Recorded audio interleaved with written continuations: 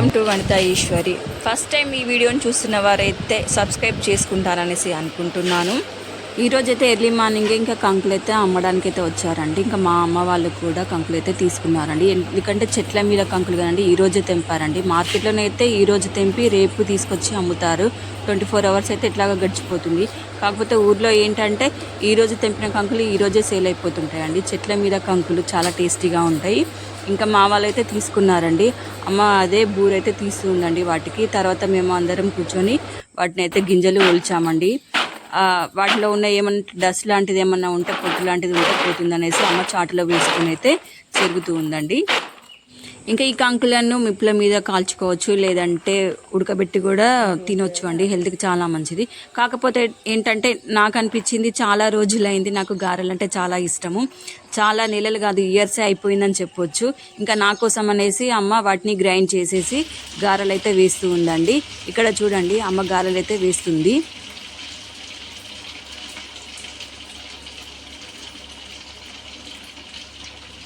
అమ్మనైతే ఇప్పుడు నా కోసం అయితే గారెలు అయితే కాలుస్తుందండి. నేను చేస్తానమ్మా, నువ్వు పక్కకు జరుగు అంటే, లేదమ్మా ఇది ఒక్కటి చేసేస్తాను, తర్వాత నువ్వే చేసేసి అని చెప్పింది.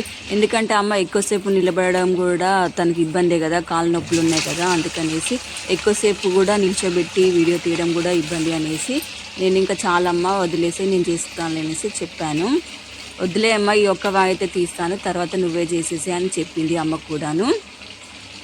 ఇప్పుడు వాటి సీజన్ కదండి, మక కంకుల సీజన్ అండి. శ్రావణ మాసంలో వస్తాయండి.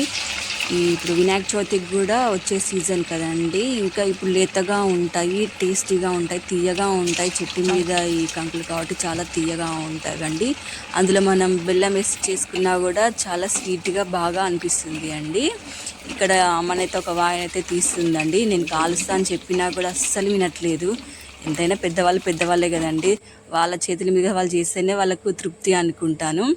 ఇంకా బలవంతం మీదుగా నేను తప్పుకోమనేసి తనని తప్పించానండి. ఇంకా ఇప్పుడు నేనే వేస్తున్నాను గారెలైతేను. ఎలా వేస్తున్నాను ఏంటి అనేది కామెంట్ చేయండి. ఎంతైనా పెద్దవాళ్ళతో పోలిస్తే మనం ఎంతండి. నేనైతే చిన్నగా వేస్తున్నాను, అమ్మనైతే కొంచెం పెద్దదిగా వేసేది.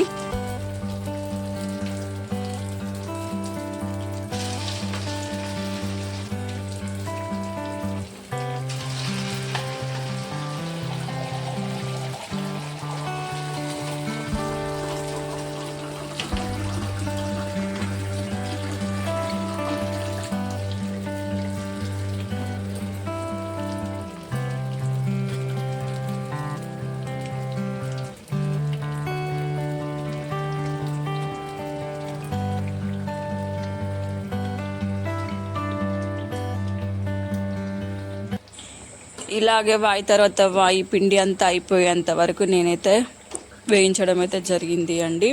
ఎందుకంటే కొంచెం మీడియం ఫ్లేమ్ పెట్టేసి అయితే కాల్చానండి.